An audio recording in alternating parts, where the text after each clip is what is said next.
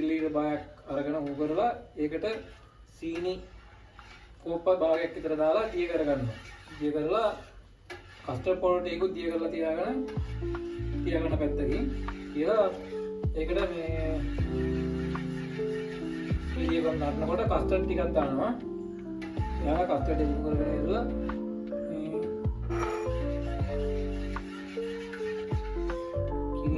කොට කස්ටර්ඩ් ටිකක් දාලා සාමාන්‍ය ගානක් කෙනකොට දාගන්නවා. මම මේ ගානක් ඉස්සරහට දෙන්නේ.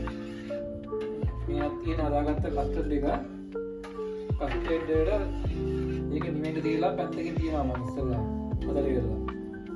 ඒක පැත්තකින් මම දැන් හදන්න යන්නේ මේ ජෙලි විත් කස්ටර්ඩ් එකක් හදන්න යන්නේ.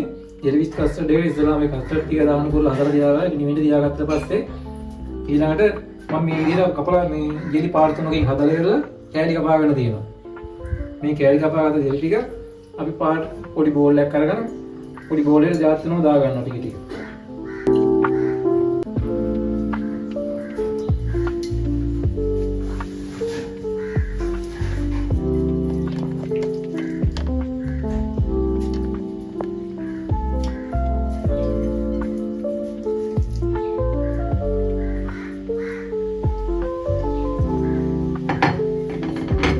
ජෙලි පාට තුනෙන්ම දාගෙන ඉරලා ලස්සනට මේක හදාගෙන ඉරලා අපි ඒකට දානවා අපි හදලා නිවාගත්ත කස්ටර්ඩ් එක.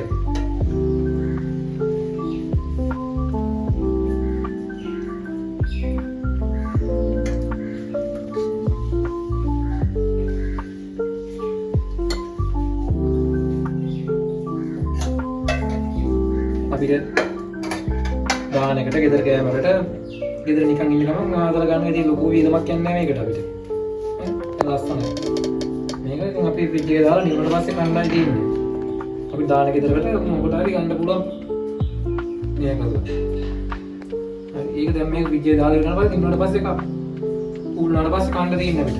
දාන එකට නම් මේකේ ලොකු පිනීද පේන බෝල් එකකට දාන ලස්සනට ගන්න දෙයි. හරි එහෙනම් මං ගිහින් එන්නම් ආයෙ තවත් දවසක හම්බෙමු.